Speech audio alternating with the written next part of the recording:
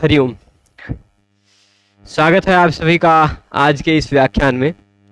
हम सभी लोग लघु सिद्धांत कौमुदी का क्रम से अध्ययन कर रहे हैं और उस अध्ययन के क्रम में अब तक लगभग 60-65 कक्षाओं में हमने हरि शब्द के रूप की सिद्धि का प्रारंभ कर दिया है। हरि शब्द के बाद हमने सु प्रत्यय लगाकर देखा कैसे सु का स बचता है, स के स्थान पर ससजुषो रू से रू होकर खर बसाने और विसर्जन यहाँ से विसर्ग होकर हरि बन जाता है। हरि के बाद औ जोड़ने पर हमने देखा कि हरि का अंतिम वर्ण अक है, उसके बाद औ है वह प्रथमा द्वितीया का अच है, इसलिए प्रथमे पूर्व सवर्ण से पूर्व वर्ण का सवर्ण दीर्घ कर दिया और बन गया हरि। ठीक, फिर हरि के बाद जब जस लगाया तो हमने देखा जसी च एक ऐसा सूत्र है। उस जसी च सूत्र से जसी च कहता है कि ह्रस्व इकारांत उकारांत शब्द हो, उसके बाद जस प्रत्यय लगा हुआ हो तो उसको गुण हो जाता है। जसी च लगा दिया हमने, गुण हो गया हरे अस, और फिर एचो यवायावा से अय आदेश होकर हरय अस हरयस हरया बन गया। जब अम प्रत्यय लगाया हमने तो हरि अम, और अमी पूर्व से पूर्व वाला स्वरवर्ण बचा बन गया हरिम। आउट लगाया तो पहले औ की तरह ही हरि बन जाएगा। शस प्रत्यय लगाया तो हरि शस, प्रथम पूर्व सवर्ण से पूर्व सवर्ण दीर्घ हो जाएगा। यहाँ जसी च से गुण नहीं हो पाएगा क्योंकि जस और शस में अंतर है। हरिशस हरि अस हरीस, और स को रुत्व विसर्ग नहीं हो पाएगा, तस्मात् शसो न पुंसी लगकर शस के स के स्थान पर न हो जाएगा, बन जाएगा हरीन। फिर इसके बाद हरि के बाद हमने देखा था टा प्रत्यय लगाकर। शब्द था हरि, प्रत्यय लगाया हमने टा, हरि टा, और टा में से बचा आ। ठीक है, टा में से क्या बचा आ, हरि आ। यहां तक पहुंच गए थे, तभी हमें याद आई शेषो घ्यसखी की। शेषो घ्यसखी, शेषो घ्यसखी क्या कहता है कि ऐसा शेष इति स्पष्टार्थम, शेष यह स्पष्ट के लिए, स्पष्टता के लिए कहा गया है। तात्पर्य केवल इतना है कि ह्रस्व यौ इदुतौ, ह्रस्व जो ई उ है, ऐसे ह्रस्व ई उ अंत वाला, यानी जिसके अंत में ह्रस्व ई उ दिखाई पड़ते हो, ऐसा कोई भी शब्द। सखी वर्जम, सखी को छोड़कर, सखी में भी ई दिखाई पड़ रहा है पर उसको छोड़ दिया गया। सखी को छोड़कर ऐसा कोई भी शब्द जिसके अंत में ह्रस्व ई दिखाई पड़ता हो, ह्रस्व उ दिखाई पड़ता हो, ऐसा प्रत्येक शब्द घी कहलाता है, घी। ठीक, शेषो घ्य सखी, ये इस सूत्र का तात्पर्य हुआ। फिर इस तात्पर्य के आधार पर हमें पता चला कि हरि शब्द में भी अंत में ई दिखाई पड़ रहा है, ह्रस्व ई दिखाई पड़ रहा है, यानी हरि भी घी है ना। तभी एक अगला सूत्र आया, वह सूत्र कहता है आंगोना स्त्रियां। आंगोना स्त्रियां में दिख रहा होगा ना, दिख ही रहा है। यह कहता है आंग, आंग किसे कहते हैं?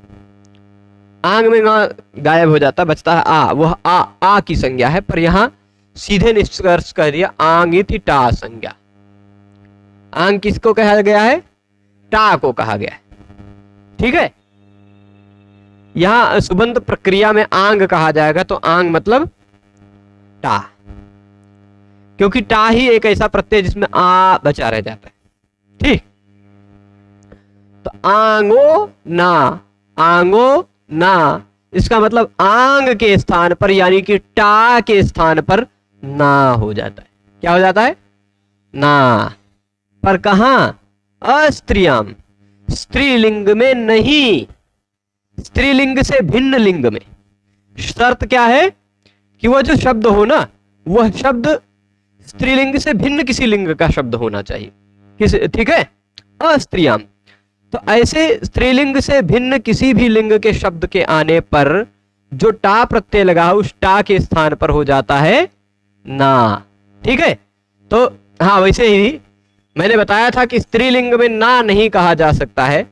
तो इस जैसे अब देख लीजिए, हरि शब्द था, हरि शब्द के बाद हमने लगाया था टा, टा में से बचा था आ, चुट्टू से टा की संज्ञा होने के बाद इस आ के स्थान पर हमने आंगो ना अस्त्रियाम, ये स्त्रीलिंग शब्द है क्या? नहीं ना। तो अगर मान लीजिए यही मति शब्द होता, मति या बुद्धि, है ना, तब तो इसके बाद आ प्रत्यय लगा हुआ होता, वही टा का, तब तो मति शब्द स्त्रीलिंग है, बुद्धि स्त्रीलिंग है ना। तो यहां पर आ के स्थान पर ना नहीं हो पाता, है ना। पर हरि है, कवि है, गुरु है, कोई भी ई उ अंत वाला घी संज्ञक शब्द है, तो स्त्रीलिंग से भिन्न किसी लिंग का है, तो वहां पर आंगो नास्त्रियाम से हमने उस आ के स्थान पर, यहां मति आ एको एड़ची से जुड़कर खाली बन जाएगा मत्या, ठीक, बुद्ध्या, शक्त्या, भक्त्या इत्यादि स्त्रीलिंग में। पर पुल्लिंग या नपुंसक लिंग है तो ना, ठीक है। आंगो नास्त्रियाम से हमने क्या कर दिया, ना कर दिया, इसके स्थान पर हरि धन ना हो गया, हरि ना। अब आपने एक नियम पहले भी पढ़ा होगा कि कहीं भी शब्द में र दिखाई पड़ रहा हो या षटकोण वाला श दिखाई पड़ रहा हो, तो र और श के बाद आने वाले न के स्थान पर ना हो जाता है, जाना था। पर वो यहां भी आप देखेंगे र के तुरंत बाद न नहीं है, बीच में एक वर्ण है, वो वर्ण क्या है, ई अट में आता है। तो अट कुपांगनुम व्यवायपी एक नियम पढ़ा है हमने, उस नियम से ना के स्थान पर ना कर दिया तो बन गया क्या, हरिणा, ठीक है। यहां तक पहुंच जाएंगे। इसके बाद हरिणा के बाद जब हमने सीधे भ्याम प्रत्यय लगाया, कौन सा प्रत्यय, तो कुछ नहीं करना, हरि के बाद भ्याम प्रत्यय लगाएंगे, जोड़ दीजिए, बन जाएगा हरिभ्याम, लिखना नहीं है, ठीक है, कुछ नहीं, कोई उसमें और कोई नियम लगाना ही नहीं है, क्योंकि संधि का हरि में अंतिम वर्ण ई है, भ्याम का पहला वर्ण भ है, इन दोनों में संधि होती हो ऐसा कोई उदाहरण नहीं मिलता, ई और भ में कोई संधि हो जाती हो, ठीक है। और दूसरी चीज, शब्द का अंतिम वर्ण यदि अ होता तो सुपिच लग गया होता, शब्द का अंतिम वर्ण अ नहीं है, इसलिए सुपिच नियम भी नहीं लग पाएगा, तो सीधे कुछ नहीं करना, हरि के बाद भ्याम जोड़ दिया, हरिभ्याम। फिर हमने भिस जोड़ा, कौन सा प्रत्यय, भिस, हरि भिस। किसी भी शब्द का अंतिम वर्ण स दिखाई पड़ता हो तो एक नियम विसर्ग संधि प्रकरण में ही हमने पढ़ा है। यहां आप शब्दों की सिद्धि में जितने भी हरि शब्द को बनाने में खाली 3 नियम और पढ़ने हैं आपको नए, बाकी पुराने पढ़े हुए नियम ही लगेंगे। तो यहां पर एक नियम आपको याद आ रहा होगा, स स जुषो रुह, वह कहता है शब्द का अंतिम वर्ण स हो तो उस स के स्थान पर रू हो जाता है, इस स को हमने हटाया, इसके स्थान पर कर दिया रू, हो गया। रू में से जैसे रू में से ऊ की उपदेश है, जनुनासिक इत से इत संज्ञा होगी तो से लोपा से लोप हो जाएगा, और फिर उसके स्थान पर खरव साने और विसर्जन यहां से विसर्ग होकर हरि भी, कवि भी, गुरु भी, भानु भी इत्यादि इत्यादि रूप बनेंगे, ठीक है, ये हो गया। इसके बाद अब हमने प्रत्यय लगाया कौन सा, थोड़ा सा ऊपर लेके चले चलते हैं, आंगो नास्त्रियाम तो समझ ही गए हैं, है ना, आंगो नास्त्रियाम समझे हैं ना। ये कहा कि घी के पर में आने वाला, घी के पर में आना चाहिए, हरि की घी संज्ञा है ये हम जानते हैं, क्योंकि ई उ अंत में आ रहा है, ई या उ उसके अंत में आ रहा है। घी के पर में आने वाले आंग के स्थान पर ना हो जाता है, स्यात मतलब हो जाता है, अस्त्रियाम, स्त्रीलिंग से भिन्न किसी लिंग में होना चाहिए वह, ठीक है। तो हरि स्त्रीलिंग से भिन्न लिंग में है ही। आंग किसे कहा जाता है, तो कहते हैं आंग इति टा संज्ञा, आंग टा को कहा जाता है, ठीक है। तो हरिणा बन गया, हरिभ्याम बन गया, हरि भी बन गया, बना लिया ना हमने। अब आगे आ जाते हैं, हरि के बाद प्रत्यय कौन सा लगाया है, हरि गे, चार टा भ्याम भिस, गे भ्याम भ्यस, ऐसे प्रत्यय हैं, तो गे प्रत्यय लगाया हमने हरि के बाद। अच्छा, ये 24 प्रत्यय जो है ना, 21 प्रत्यय जो हैं, सातों विभक्तियों में लगने वाले 21 जो प्रत्यय हैं, इनमें से 4 प्रत्यय थोड़े से अलग टाइप के हैं। वो 4 प्रत्यय कौन से हैं, ये है एक है ngसी, है ना, एक है ngस, एक है गी। एक व्यक्ति हमारे सामने पढ़ रहा था, ये डे, डसी, डस, डी, ये प्रत्यय नहीं है, ये गे, ngसी, ngस, गी। अगर डस पढ़ेंगे तो फिर वो डस लेगा। तो ये चार प्रत्यय में एक विशेषता सामान्य देख रहे होंगे आप। कौन सी विशेषता? कि इन चारों में पहला अक्षर ङ दिखाई पड़ रहा है, दिखाई पड़ रहा है ना। और चारों में प्रत्यय का पहला वर्ण ङ यानी कवर्ग है, इसलिए लशक व तद्धिते से ङ की इत संज्ञा होती है कि नहीं? किसकी इत संज्ञा होती है? ङ की क्या होती है? इत संज्ञा होती है ना। ङ की इत संज्ञा होती है। तो इस ङ और इत को अगर हम जोड़ दें तो क्या कहा जा सकता है? ऐसा कह सकते हैं कि ङित है ये चारों प्रत्यय ङित है कि नहीं? ङ की इत संज्ञा वाले हैं। ङ की इत संज्ञा जिसमें होती हो वह ङित, ट की इत संज्ञा जिसमें होती हो वह टित, च की इत संज्ञा जिसमें होती हो वह चित। ऐसे ही किसी भी वर्ण की इत संज्ञा जिसमें होती हो वह वैसा इत जोड़ दीजिएगा, है कि नहीं? समझ रहे हैं? तो क की इत संज्ञा कित, ख की इत संज्ञा हो खित, ग की इत संज्ञा हो गित, घ की इत संज्ञा हो घ इत्यादि, तो घित है ना। चजो कुह घित, तो गित कहेंगे सूत्र में। तो पाणिनि जी गित कह रहे हैं, तो गित का मतलब ऐसा प्रत्यय जिसमें ङ की इत संज्ञा भी हो। अगर हम कह दे कि जो ये 21 प्रत्यय है सातों विभक्तियों के, इन 21 प्रत्ययों में गित प्रत्यय कौन कौन से हैं, तो आप आराम से बताएंगे कि गे, ngस, ngस, गी, यही चार हैं ज्यादातर। फिर अच्छा, वित्त प्रत्यय कौन सा प्रत्यय है? वित्त, आप कहेंगे ये वित्त दो तरह से बनाया जा सकता है। वह की जिसमें इत संज्ञा हुई हो वो भी वित्त, उ की जिसमें इत संज्ञा हुई हो वो भी वित्त। कैसे भाई? उ इत, उ जिसमें इत संज्ञा हुई हो वह वित्त है। जैसे सु प्रत्यय क्या है? वित्त। सु में से उ की इत संज्ञा होती है कि नहीं? आउट, औ जस में तो किसी की इत संज्ञा, हाँ जस जित है। जस क्या है? जित प्रत्यय, ज की इत संज्ञा हुई। शस प्रत्यय शित है, आउट प्रत्यय टित है, टा प्रत्यय भी टित है ना, ट की इत संज्ञा हो रही। फिर इसी के बाद भ्याम भीष में किसी की इत संज्ञा नहीं होती है। गे में गित है, ngसी भी गित है, ngस भी गित है। ओस और आम में किसी की इत संज्ञा नहीं होती है। भ्याम भ्यस में भी किसी की इत संज्ञा नहीं होती। गी खाली गित है। ओस भी किसी की इत संज्ञा नहीं होती। सुप पित है, प की इत संज्ञा वाला। ठीक है, तो सभी प्रत्ययों में किसकी किसकी इत संज्ञा हो रही है, ये भी आप बात समझ गए होंगे। ठीक है ना। तो अभी ये एक नियम, ये मैं इतनी भूमिका बता रहा था खाली इस सूत्र को समझाने के लिए। अब इस सूत्र पर हम आएंगे, घेर नीति। घेर नीति देखने में या सुनने में थोड़ा खतरनाक लग रहा होगा, ये कौन सा सूत्र आ गया? घेर नीति है ना, किसी को घेरने की बात कर रहा है ऐसा लग रहा होगा आपको, है ना। घेरने वेरे की बात नहीं है यहां पर। घे है गीति, घे है गीति। घे है मतलब घी संज्ञक होना चाहिए। कैसा होना चाहिए? घी संज्ञक। भाई घी का घेह बन गया, अभी हरी का हरे बनाएंगे तो आपको पता चलेगा घी का घेह कैसे बनेगा, वो भी ये वाला नियम लगाएंगे तब बताएंगे। ठीक, तो घी ये क्या कह रहा है? घेह।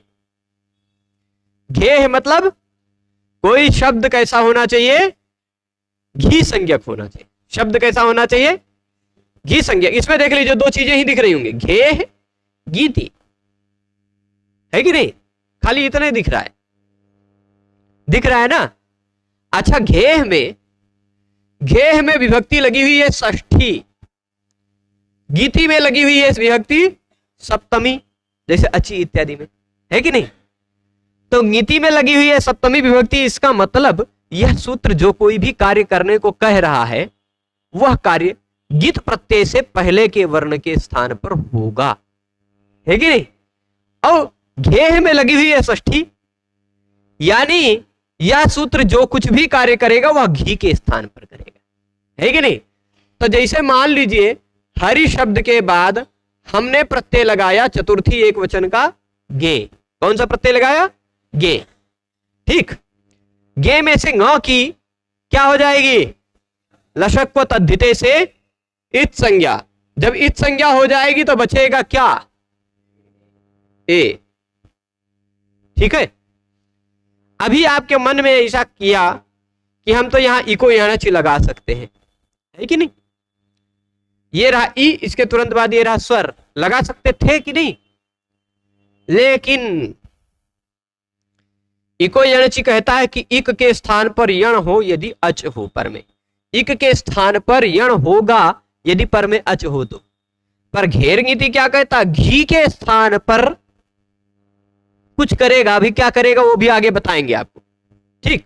अच्छा पहले वही बता देते हैं क्या करेगा जरा। इस 6 ये 7 3 111 आप खोजिए, इससे पहले कहीं 108 में आपको ये शब्द दिखाई पड़ जाएगा, ह्रस्व से गुणा, अभी ऊपर आप पढ़े हैं 108 में, है ना। तो घे गीति गुणा, बस इतना ही मतलब है इस सूत्र का। अब देखिए इकह यण अचि, है ना, उसने कहा इकह यण अचि, इसने क्या कहा, घे गुणा गीति, इको यणचि की तरह आप मिला लीजिए। वो कह रहा था इक के स्थान पर, ये कह रहा घी के स्थान पर। उसने कहा था कि यण होगा, इसने कहा कि गुण होगा। उसने कहा था पर में अच होना चाहिए, इसने कहा कि पर में गित होना चाहिए। अब आप बताइए कौन कॉमन नियम है, कौन विशेष नियम। वो तो भाई वह सामान्य नियम था इको यणचि, यह विशेष नियम था। क्यों विशेष है, कैसे पहचानेंगे। वह कहता था कि भाई कैसा भी स्वर वर्ण हो इको यणचि लगेगा, पर घेर गीति कब लगेगा, यदि गित प्रत्यय हो तभी, है कि नहीं। इको यणचि पहले कैसा भी इको हो लग जाएगा, पर घेर गीति कब लगेगा, जब घी संज्ञक शब्द का इको हो, है कि नहीं, तभी लगेगा। घी संज्ञा वाला कोई शब्द हो तभी लगेगा, नहीं तो नहीं लगेगा, है ना। मान लीजिए मती और ए होता, वो क्या नदी और ए होता, तो घेर गीति नहीं लगता, क्योंकि घी संज्ञा ही नहीं थी, है कि नहीं। तो घी संज्ञा भी होनी चाहिए, उसके बाद गित प्रत्यय भी होना चाहिए, तो घी संज्ञक शब्द के स्थान पर गुण हो जाता है। अब पूरे हरि के स्थान पर क्या होने लगा, है कि नहीं। जैसे इको यणचि ने कहा था इक के स्थान पर यण होगा, वैसे घे ने कहा घी संज्ञक के स्थान पर गुण होगा। तो घी संज्ञक खाली ई थोड़े ना है, घी संज्ञक तो हरि है, पूरे हरि के स्थान पर गुण होने लगा। दोनों तरह से यहां समाधान दिया जा सकता है। एक समाधान यह दिया जा सकता है इको गुण वृद्धि, कहेगा कि गुण और वृद्धि कहा जाए कि गुण करो या वृद्धि करो, तो गुण और वृद्धि केवल इक के स्थान पर होता है, ठीक। तो हरि में केवल जो इक ई है उसी के स्थान पर गुण होगा, ठीक। दूसरी तरह से अलोन्त्य से, घेह में लगा हुआ है षष्ठी, है कि नहीं। षष्ठी निर्देश के द्वारा जो कार्य किया जा रहा है वह अंतिम वर्ण के स्थान पर होगा, तो षष्ठी निर्देश के द्वारा घेह के द्वारा कहा गया कार्य, गुण करने का कार्य हरि के अंतिम वर्ण के स्थान पर होगा। हरि का अंतिम वर्ण क्या है, ई, उसके स्थान पर हो जाएगा गुण। गुण मतलब क्या, अ ए ओ, हरि में से ई हटेगा, उसके स्थान पर गुण आ जाएगा, है ना। अ ए ओ, इन्हीं तीनों में से तो आएगा। अधेंग गुणा आप पढ़ चुके हैं। ई हटाया हमने, कौन सा लेके आएंगे यहां पर, ई का उच्चारण स्थान क्या है, तालु। आ का क्या है, ये रिजेक्ट हो जाएगा, है ना। इसका क्या है उच्चारण स्थान, कंठ ओष्ठ। तालु तो इसमें है ये नहीं, तो ये भी रिजेक्ट हो जाएगा। इसमें कंठ भी है लेकिन साथ साथ तालु भी मिल जाता है ना, कंठ तालु। तो ई के स्थान पर गुण होगा तो क्या हो जाएगा, ए, यानी हरि में जो ई है वह ई हट जाएगा और आ जाएगा उसके स्थान पर ए। इसके बाद क्या होता वो आप आज संधि में पढ़ चुके हैं ना। यही उदाहरण हो था, कोनो दूसरा उदाहरण नहीं था। हरे ही बनाया था, कोई दूसरा उदाहरण नहीं था, यही उदाहरण था ना। हरे धन ए, हमने वहां हरे धन ए बताया था। यह नहीं बताया था कि गे प्रत्यय का ए है, और यह भी नहीं बताया था कि हरि शब्द का घेर गीति से गुण होकर हरे बन गया है। यह हरे कहां से आया यह भी नहीं बताया था वहां पर। ए क्या है यह भी नहीं बताया था। पर अब आप समझ गए होंगे कि हरि शब्द का हरि शब्द के बाद चतुर्थी विभक्ति के एक वचन का जब गे प्रत्यय लगाएंगे तो हरि ए बचेगा। घेर नीति सूत्र कहेगा घी संज्ञक के बाद अगर गित प्रत्यय लगा हुआ होगा, कि संज्ञा वाला प्रत्यय लगा हुआ हो, तो घी संज्ञक के स्थान पर गुण हो जाता है। अलौंत्य से और इको गुण वृद्धि के सहयोग से अंतिम इक के स्थान पर गुण होगा, तो हरि के इक के स्थान ई के स्थान पर गुण होकर हरे बन जाएगा। ठीक है, स्थानांतरतमा भी सहयोग करेगा, इसमें अपना अपना काम करेंगे सब। तो हरे ए, एचो ये वायावा लगा दीजिए। ए है, ए हटा, उसके स्थान ए हटा तो ये आधा हो गया है ना, और उसके स्थान पे आ गया आय। ए प्रत्यय का तो ये है ना। अब ये या और ए को हम मिला देते एक साथ तो बन गया ये क्या बन गया ये, और इस र आधा इसमें आ को मिला करके पूरा कर लेते हैं तो बन गया हरे ये बन गया ना।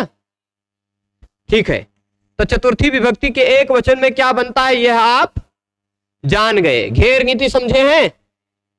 घेर नीति ध्यान है? घेर नीति नहीं समझे, ये क्या लिखा है यही हम बता रहे हैं। घेर नीति, घे मतलब घी संज्ञकस्य, गीति यानी गित प्रत्यय लगा हुआ हो। कैसा प्रत्यय? गित प्रत्यय लगा हुआ हो। घी संज्ञक शब्द के बाद गित प्रत्यय लगा हुआ हो तो घी संज्ञक शब्द को गुण हो जाया करता है। ठीक, तो घी संज्ञक शब्द है हरि, उसके बाद गित प्रत्यय लगा, यानी ये कहां कहां लगेगा ये नियम? यह नियम कहां कहां लगने लगेगा? गे, ngसी, ngस, गी, सभी शब्दों में नहीं, केवल घी संज्ञक शब्दों में। ठीक है, घी संज्ञक शब्द भी होना चाहिए, गित प्रत्यय भी होना चाहिए, दोनों बातें रहेंगी तभी यह नियम लगेगा। भ्याम लगाया, गे के बाद बारी किसकी? भ्याम। हरिधन भ्याम बन गया हरिभ्याम, खत्म, जोड़ दिया, कुछ नहीं नियम लगाना है। भ्यस लगाया, हरिधन भ्यस बन गया हरिभ्यस, स को ऋतु विसर्ग कर लिया हरिभ्यः। ठीक है, कोई नया नियम नहीं लगाना है। फिर अब हरि के बाद हम नियम हरि के बाद कौन सा प्रत्यय लगाते हैं? ngसी। भ्याम और भ्यस पंचमी में भी लगाएंगे तो इसे हरिभ्याम हरिभ्या बन जाएगा, है कि नहीं। हम अब प्रत्यय लगाते हैं, चाहे ngसी और ngस एक साथ लगाते हैं, क्योंकि बार बार लगा के देख चुके हैं तो एक साथ है। क्योंकि ngसी के बाद बारी आती है भ्याम भ्यस की। भ्याम भ्यस को हम पहले चतुर्थी में ही डील कर चुके हैं, देख चुके हैं उसको क्या होता है। चतुर्थी में भी भ्याम भ्यस ही था, पंचमी में भी भ्याम भ्यस ही है ना। तो भ्याम लगाने पर क्या होगा? हरिभ्याम होगा, वो पता है आपको। भ्यस लगाने पर क्या होगा? हरिभ्या होगा, ये पता है आपको। तो हम ngसी और ngस को एक साथे लगा के देख लेते हैं, है कि नहीं। क्यों एक साथे लगा के देख लेते हैं? क्योंकि दोनों में इत संज्ञा और लोप करने के बाद बचता क्या है? यही बचता है। तो चाहे ngसी लगा हो चाहे ngस लगा हो, बचा है अस। ठीक है, हरि अस। अब जरा बताइए ये गित प्रत्यय है कि नहीं? ये घी है कि नहीं? घी है, उसके बाद गित प्रत्यय लगा हुआ हो तो घेर नीति नियम लगता है कि नहीं? क्या करता है घेर नीति? घी को गुण कर देता है, यानी हरि को गुण कर देगा ना। हरि को गुण किया तो क्या हो गया? हरे हो गया। ठीक, हरे अस। यहां पर आपको एक सूत्र याद आया, एचो यवा यावह, याद आया ना। लेकिन हम लगने नहीं देंगे उसको। ठीक, आप कहेंगे कि गुरुजी अभी अभी आपने तो लगा लिया हरे में, अब यहां काहे नहीं लगा रहे, यूं लगा लेते, है ना। यहां भी लगा देते तो ये प्रथमा बहुवचन की तरह हराया बन जाता, है ना, पर वो नहीं बनेगा। अब जरा आप छठे अध्याय के पहले पाद का 110 नंबर सूत्र, ngasi ngsos च निकाल लीजिए। ngasi ngsos च निकालेंगे तो आपको यहां पर एक चीज दिखाई पड़ रहा होगा, इससे पहले एंगा पदांतादिति दिखाई पड़ रहा होगा। ठीक, एंगा पदांतादति दिख रहा होगा, और उससे एंगा पदांतादति में अति भी है, अति है ना, और उससे पूर्व में पूर्व, क्या अमी पूर्वा कहीं दिख रहा है? 107 है ना, तो उससे पूर्वा भी दिखाई पड़ रहा होगा, अमी पूर्वा का, है ना। और जरा इस सूत्र को आप ध्यान दीजिए, तो यह सूत्र 6184 एक पूर्व प्रयोग के अधिकार में है कि नहीं? जरा सा इसको मैं बता देता हूं, है कि नहीं? एक पूर्व प्रयोग के अधिकार में है कि नहीं? 6184 से 113 तक है कि 111 तक है? 111 तक है ना, तो यानी 110 वाला उसमें है कि नहीं? तो मैंने संधि के कार्य में बताया था कि संधि के कार्य में कुछ काम ऐसे होते हैं जो केवल एक ही वर्ण के स्थान पर होता है ना, जैसे इको यणचि, जैसे आपने एचो वायावा इत्यादि देखा। पर संधि में ही कुछ कार्य ऐसे होते हैं जो पूर्व और पर दोनों के स्थान पर एक ही आ जाया करते हैं, जैसे गुण, वृद्धि इत्यादि कुछ हैं। जैसे रमा और ईस में आ और ई दोनों हट जाएगा, ए आ जाएगा, दोनों के जगह पे आएगा। लेकिन सुधी उपास्या में ई और उ दोनों नहीं हटेगा, खाली सुधी का ई हटेगा, उसके जगह पे यह आ जाएगा, है ना। तो संधि के कार्य कभी कभी दो वर्णों के स्थान पर एक वर्ण हो जाना, ऐसा भी होता है। कभी कभी पूर्व वर्ण के स्थान पर कुछ दूसरा वर्ण आ जाना, ऐसा भी होता है। कभी कभी केवल पर वर्ण के स्थान पर भी कुछ दूसरा वर्ण आ जाना, ऐसा भी होता है ना। पर ये 6184 से 111 तक के कुल मिलाकर जो 27 सूत्र हैं, उन 27 सूत्रों के द्वारा जो कोई भी कार्य किया जाता है, वह कार्य पूर्व और पर दोनों के स्थान पर एक ही आदेश करना होता है। ठीक, उसी के अंदर गुण भी आ जाता है, उसी के अंदर वृद्धि का कार्य भी आ जाता है, उसी के अंदर पूर्व रूप का भी, पर रूप का भी, पूर्व सवर्ण दीर्घ का इत्यादि बहुत सारे नियम उसी के अंतर्गत आ जाते हैं। ठीक है, तो उन्हीं में से यह लगभग, इसके बाद एक और सूत्र खाली होगा, उरत होगा ना, क्या रित उत, हाँ उरत कर दे, हम उल्टा कर दिए, रित उत तो हाँ रित उत, खाली एक सूत्र इसके बाद है एक पूर्व प्रयोग में, उसके बाद से फिर पूर्व पर वाली बात खत्म हो जाती। तो अब देख लीजिए, एक पूर्व, देखिए सूत्र में जिन जिन शब्दों की प्रसंगवश अनुवृत्ति आ रही, ये कहां से आ रहा है? 84 नंबर सूत्र से आ रहा है। यह कहां से आ रहा है? 8 नंबर सूत्र से आ रहा है। यह भी 8 नंबर, 108 है ना, 108 दो सूत्र पहले से आ रहा है, ये 3 सूत्र पहले से आ रहा है। अच्छा, अमी पूर्वा के बाद क्या है? संप्रसारणाच, संप्रसारण के बाद भी पूर्व रूप हो जाता है, फिर आ गया ngसी ngsos च। ठीक, तो अब देखिए यह सूत्र है और इस सूत्र का पूरे वृत्ति लिखी हुई है। सूत्र प्रसंग बस आने पर इतना बड़ा सूत्र हो गया है ना, पूरा प्रसंग सहित देखा गया। तो प्रसंग जैसे खाली इतना कह दिया गया, वाक्य क्या कहा गया? इतना कहा गया कि अरुण जी संस्कृत व्याकरण पढ़ाते हैं। ठीक, फिर उसके बाद उसी में अगला कह दिया अजंत पुल्लिंग प्रकरण, अजंत पुल्लिंग प्रकरण, खाली इतना ही कह दिया गया, दूसरा वाक्य। तो दूसरे वाक्य में अजंत पुल्लिंग प्रकरण क्या, पूरा वाक्य तो बोला नहीं गया, लेकिन पिछले वाक्यों के प्रसंग को जानने के बाद आप ये कहेंगे कि अरुण जी व्याकरण में अजंत पुल्लिंग प्रकरण पढ़ा रहे हैं, इतना सारा समझ में आ जाएगा, है कि नहीं। तो वैसे ही खाली सूत्र में कहा गया ngसी ngsos च, लेकिन पिछले सूत्रों के भाव को देखने के बाद पता चला इतनी सारी बात इस सूत्र में कही गई है कि नहीं। तो एक पूर्व प्रयोग, इसको मैं काट देता हूं, ठीक, क्यों काट देता हूं? पूर्व और पर के स्थान पर एक हो जाना, उसी को व्याकरण में दूसरे शब्दों में एकादेश कहा जाता है। ठीक, देख लीजिए, आ रहा है सूत्र में वह अर्थ, एका पूर्व प्रयोग को काटा, इधर एकादेश काट दिया। अमी पूर्वा से पूर्व आ रहा है, यहां यही पूर्व रूपम लिखा है ना, इसको भी काट डाला। अभी पूरा मिटा देंगे, दिखा देंगे कि सूत्र में जो प्रसंग बस आ रहा है वही अर्थों में लिखा है, कुछ नया नहीं लिखा है।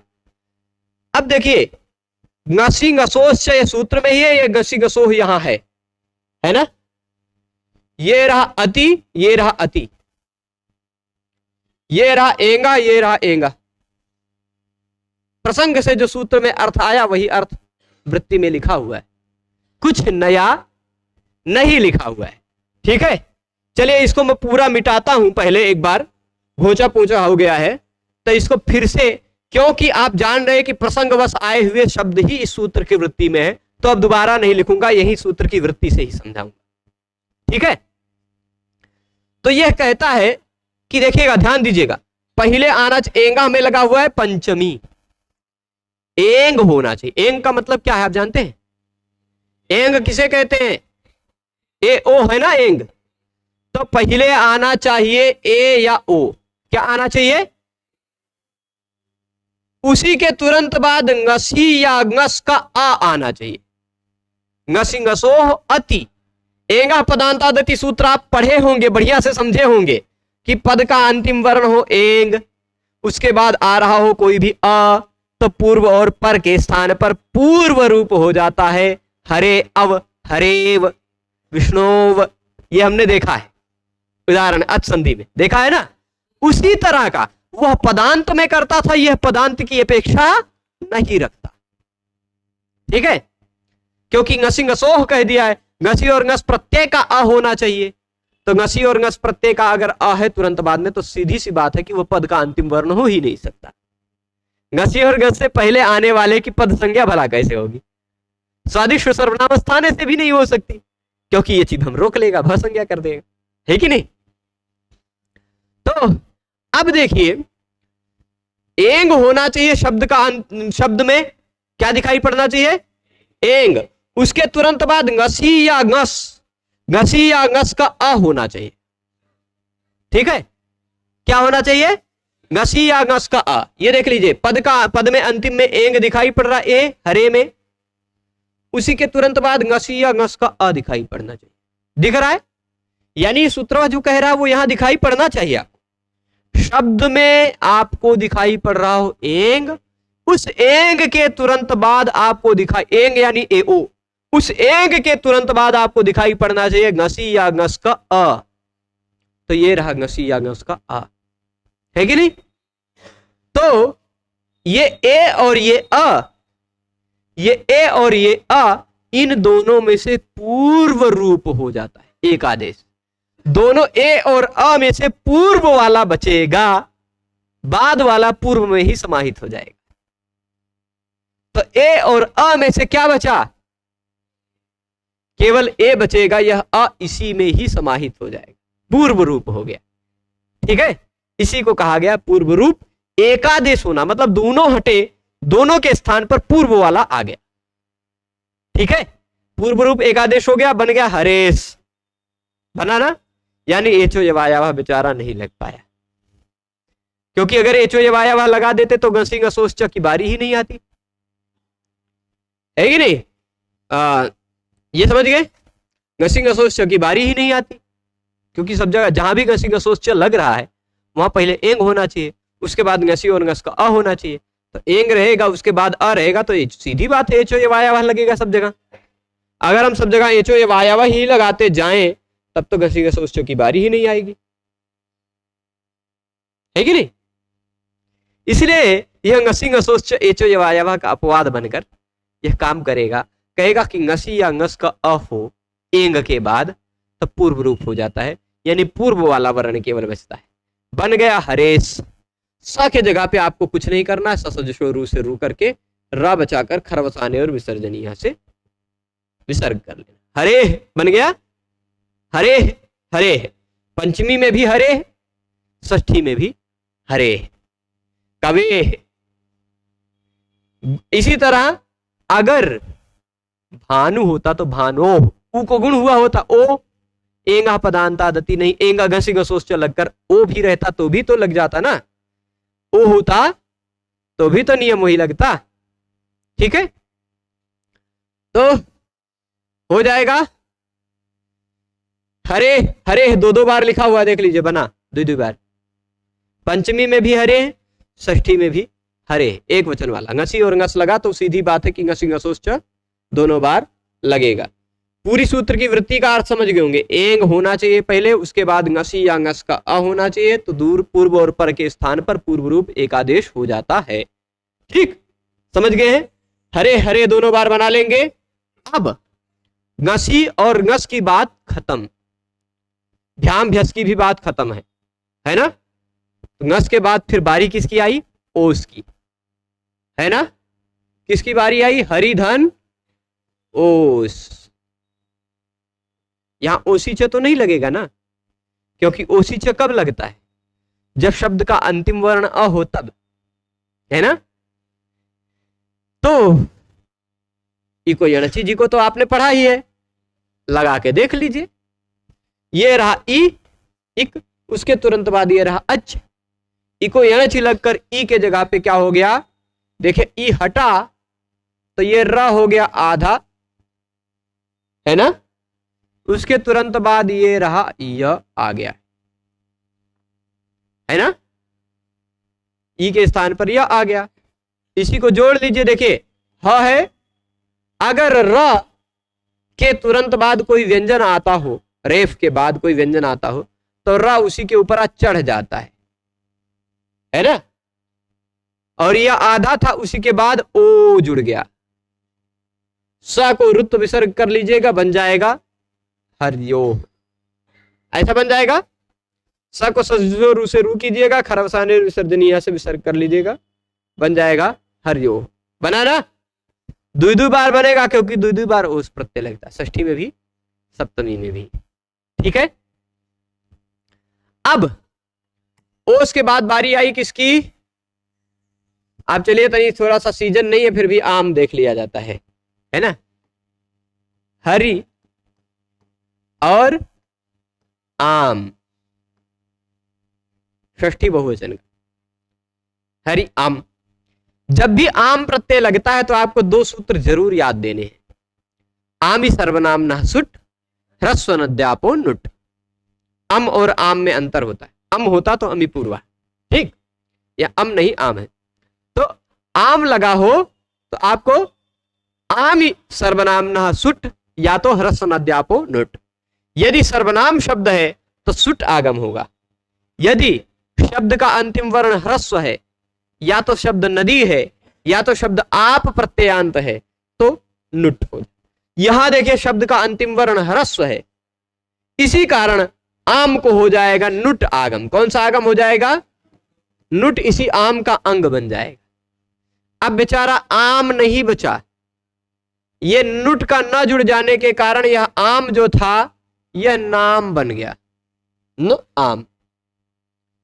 अब वैसे हरिधन आम था तो इको यणच लग सकता था, लेकिन जब नाम बन गया तो इको यणची जी को कोई मौका नहीं मिलेगा। लेकिन एक सूत्र आपने और पढ़ा था रामाणाम की सिद्धि में, नामी, नाम प्रत्यय यदि पर में दिखाई पड़ रहा हो, कौन सा प्रत्यय, आम नहीं, नाम प्रत्यय यदि बाद में दिखाई पड़ रहा हो तो उससे पहले आने वाले ह्रस्व को दीर्घ हो जाता है।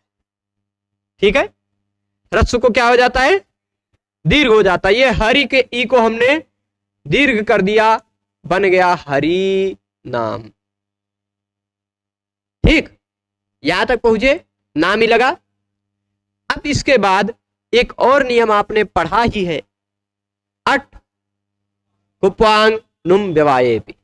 ये रहा र, ये रहा न, इस र और न के बीच में ई का व्यवधान है जो कि अट में आता है, इसलिए अट कुप्वांग नुम व्यवायेपि सूत्र से इस न के स्थान पर हो जाएगा अणा। जैसे रामाणाम में हमने किया था वैसे ही यहां भी हो गया, बन गया हरिनाम, ये वाला बन गया ना, सभी से बना, हरि आम जोड़ेंगे बन जाएगा हरि नाम। अब अंतिम नियम पढ़ना है हमको, और फिर उसके बाद अंतिम नियम पढ़ना है। फिर इसके बाद बारी आ जाएगी इसकी सखी शब्द की, ठीक है। और वह नियम जो है अंतिम नियम, देखिए पूर्व रूप यहां तक पहुंच गए, घसी घसोच तक समझ गए हैं ना बढ़िया से। अब आ जाते हैं हम अच्छघेह। अच्छघेह बहुत टेढ़ा मेढ़ा सूत्र है, ठीक, पर इस सूत्र को तोड़ेंगे हम, ठीक। जरा इस सूत्र को आप देखेंगे तो इस सूत्र में पहले से क्या क्या अनुवृत्ति आ रही है, उस अनुवृत्ति को भी आपको ये दिखाई पड़ रहा होगा। इदुद्भ्याम एक सूत्र दिखाई पड़ रहा होगा, ठीक। एक सूत्र आपको दिखाई पड़ रहा होगा ङे राम नद्याम नीभ्यः, उससे ङे दिखाई पड़ रहा होगा, है ना। ङे राम नद्याम नीभ्यः में ङे मोटे अक्षरों में दिखाई पड़ रहा होगा, है कि नहीं। एक सूत्र आपको दिखाई पड़ रहा होगा ओत, है ना। कौन सा, देखिए अब नंबर इदुद्भ्याम कितने नंबर पर है, 117 पर। ये कहां पर है, 116 पर। और ये कहां है, 118 पर, है ना। तो 116, 117, 118 और ये रहा 119, है ना। सीरियल से आए हैं तो सिंपल सी बात है। और अच्छा, इस अच्छघेह में आपको अच्छ गच्छ ये सब कुछ दिखाई पड़ रहा होगा, ये कुछ नहीं है, इसको हम तोड़ देते हैं। अच्छ को तोड़ दें, इसको ऐसे काट देते हैं और इसके जगह पर लिख देते हैं अत च। अत च बन जाता अच्छ। स्तोश्चुनाशु आप नियम पढ़ चुके।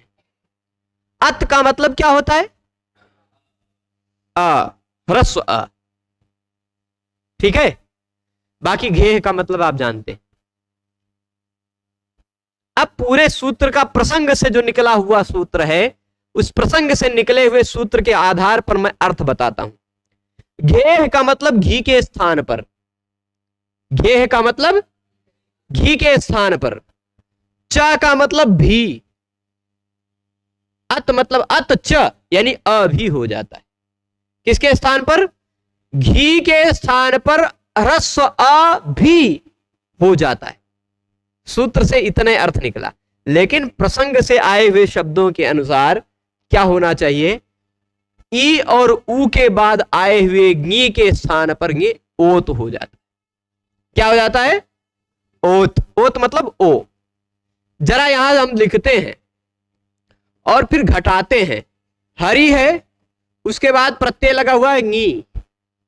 गी में से लशक को तद्धिते नियम लगाकर हमने ङ की संज्ञा कर ली, कर ली ना। यहां पर समझिएगा कई नियम लग रहे हैं, कई नियम आपको फंसाएंगे, पर मैं पूरा एक एक बताऊंगा, एक एक यहां तक पहुंच जाएंगे। हरि नी के बाद हरि ई। एक नियम आपको लगने लगेगा आपके मन में कि चलो हम आकाश सवर्ण दीर्घा से दीर्घ कर डालें, मन करेगा ना, पर अभी मत कीजिएगा, ठीक है।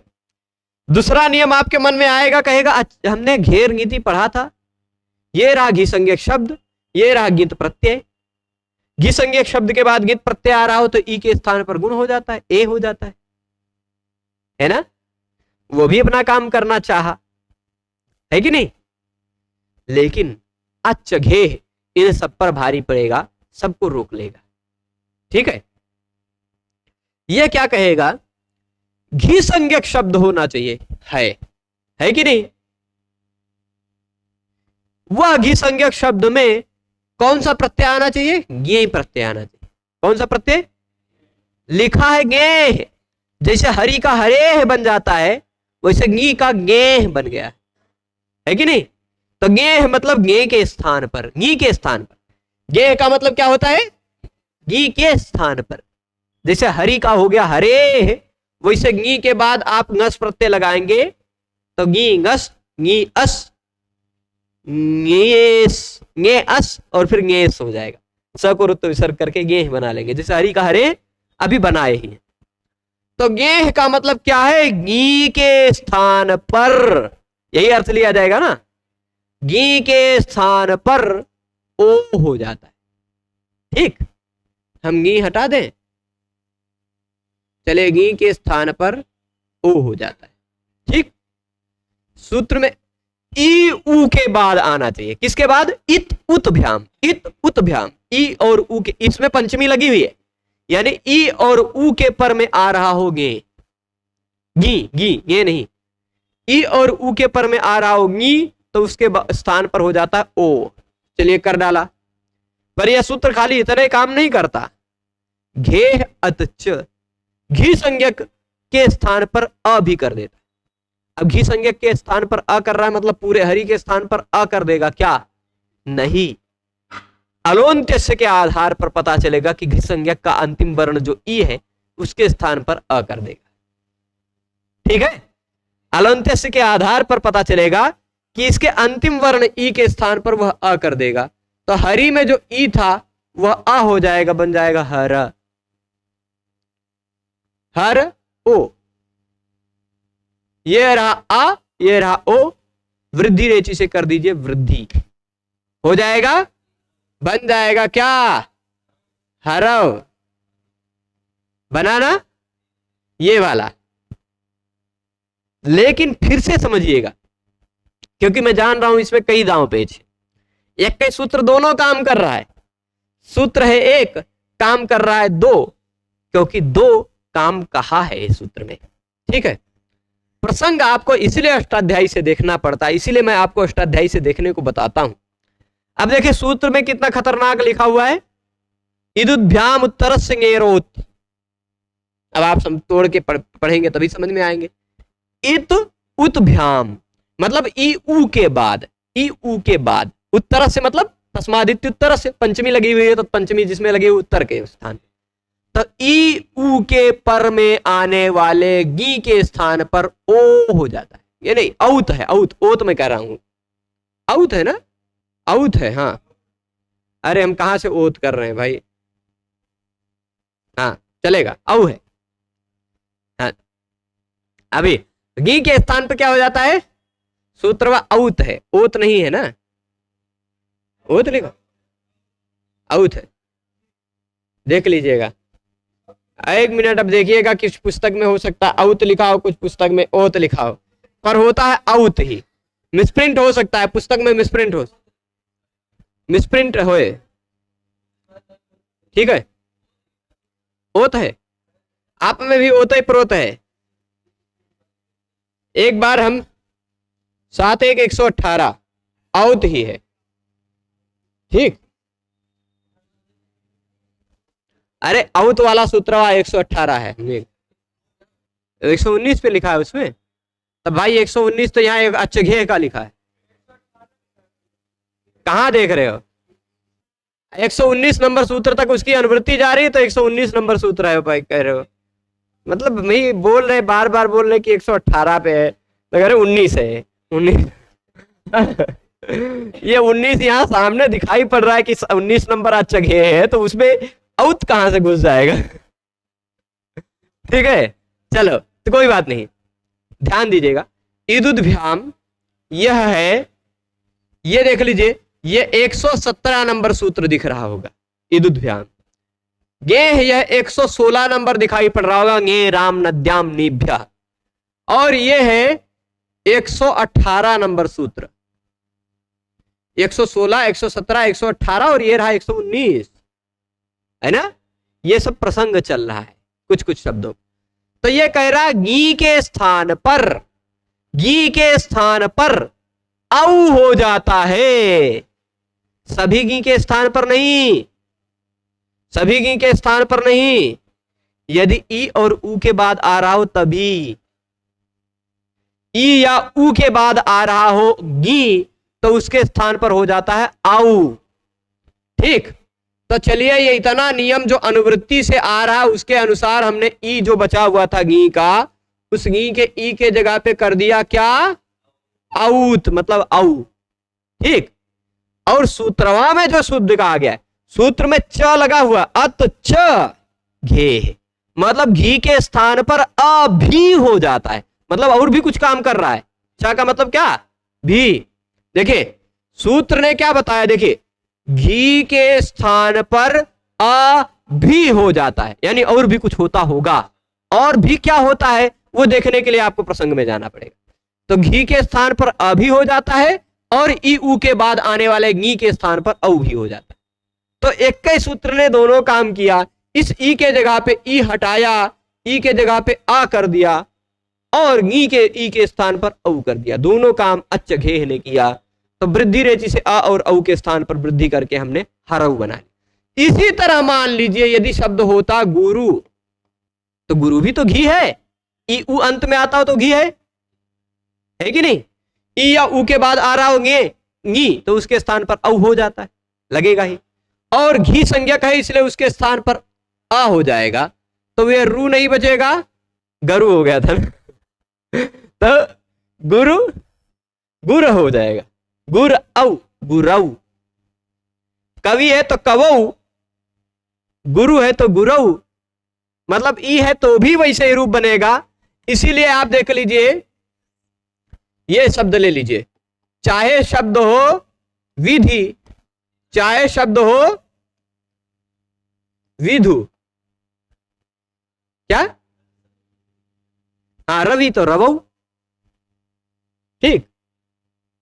अब देखिए, विधि है चाहे विधु है, दोनों जगह गी के स्थान पर हो जाएगा औ, है कि नहीं?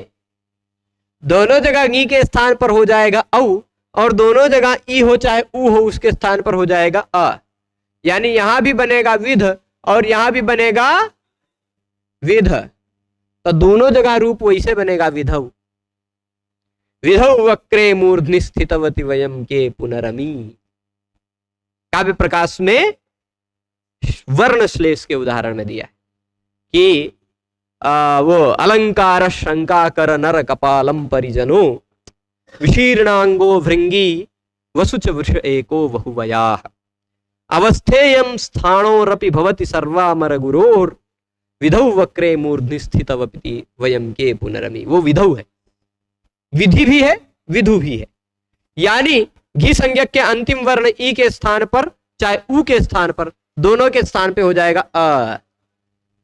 सखी शब्द में नियम नहीं लगेगा, अच्च घे सखी शब्द में नहीं लगेगा, है कि नहीं? क्योंकि सखी शब्द घी संज्ञक नहीं है कि नहीं? ये बात समझ गए? तो अब इसको मिटा दें, बढ़िया से मिटा देते हैं ना। तो अब देख लीजिए, इसी तरह के कुछ शब्द बता रहे हैं। हरऊ तक पहुंच गए, ओस लगाएंगे तो हरि ओस इको यणची लगाकर हरियोस स को रुत्व विसर्ग कर लीजिएगा, हरियोह बन जाएगा। फिर अब हम अंतिम देख रहे हैं हरि और सु, सुप है, सुप में से बचता है सु, है ना। फिर आपने एक नियम पढ़ा था कि इण अथवा कवर्ग के बाद, इण अथवा कवर्ग के बाद आदेश या प्रत्यय का स आता हो तो उस स के स्थान पर मूर्धन्य श हो जाता है। तो इस स के स्थान पर हमने कर दिया मूर्धन्य, केवल आदेश प्रत्यय हो नियम लगाकर, बन गया हरिशु। क्योंकि इससे पहले इण है, ई तो इण में आता ही है, सीधी बात है ना। तो बन गया हरिशु ये पूरा।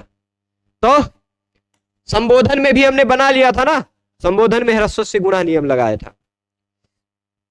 तो हरे, इस तरह से हमने हरि का हरि, हरि हरयः, सु लगाया तो ससजुषो रू से रू करके विसर्ग करके हरि बना लिया।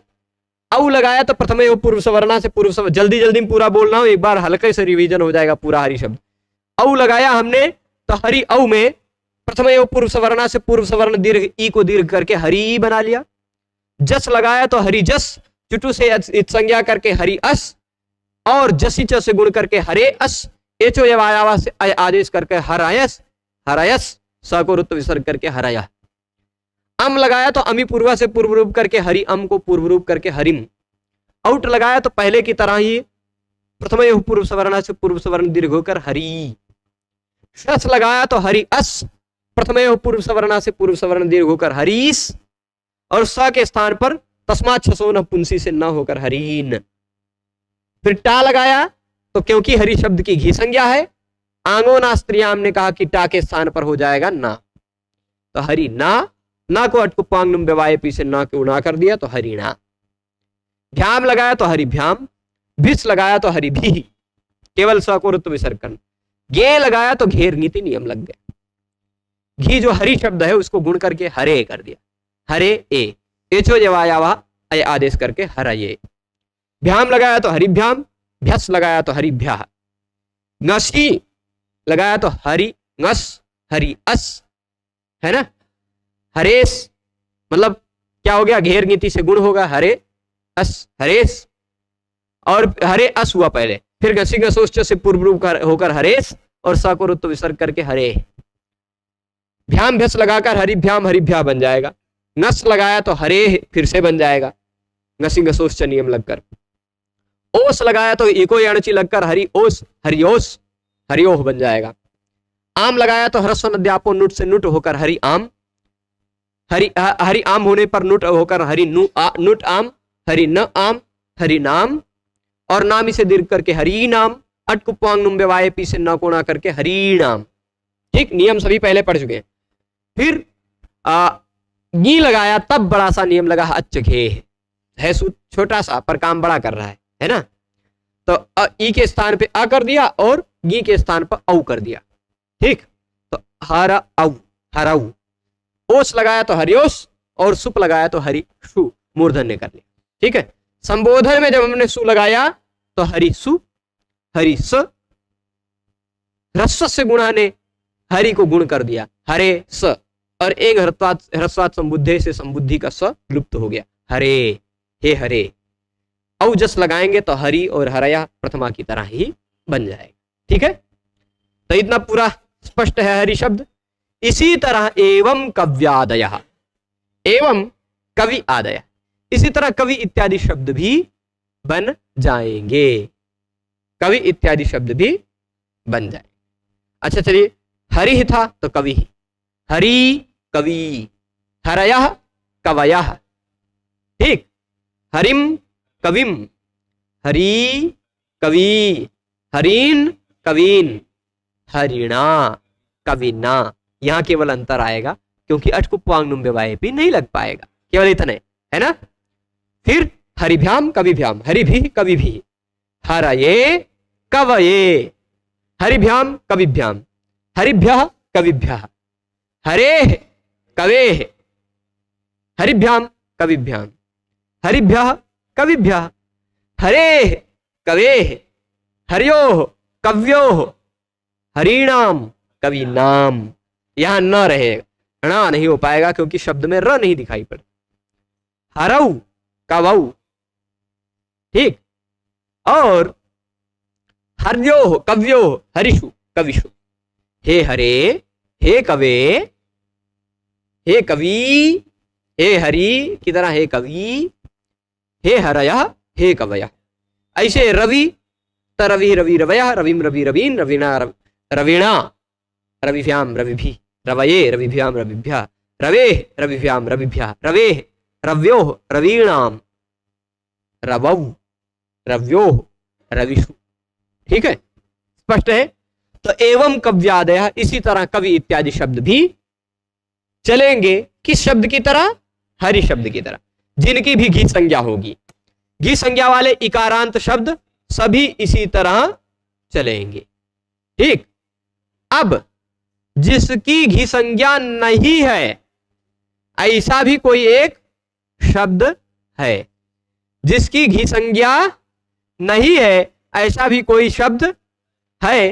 वो शब्द कौन सा था, सखी, क्योंकि शेषो घ्य सखी, सखी से भिन्न की घी संज्ञा थी, है ना। तो भाई घी संज्ञा सखी की नहीं है, तो घी संज्ञा होने पर हरि ने भला घी मिल जाने पर हरि को ऐसा क्या मिल गया जो सखी को नहीं मिल पाया, वो देखना पड़ेगा ना। क्योंकि हरि की घी संज्ञा है तो घी संज्ञा होने पर कुछ काम हुआ, घेर नीति लगा। घी संज्ञा होने पर कुछ काम हुआ, आंगोनास्त्रियाम लगा। घी संज्ञा होने के कारण अच्छ घेह लगा, है ना। पर सखी में ये सब नियम नहीं लग पाएंगे, तो सखी में कैसे रूप बनेगा वह शब्द हम कल देखेंगे। आज हरि शब्द पर ही रोकते हैं। सभी लोग जुड़े रहे उसके लिए सभी को बहुत बहुत धन्यवाद। नमो नमः। ठीक है, यही समाप्त करते हैं। नमो नमः।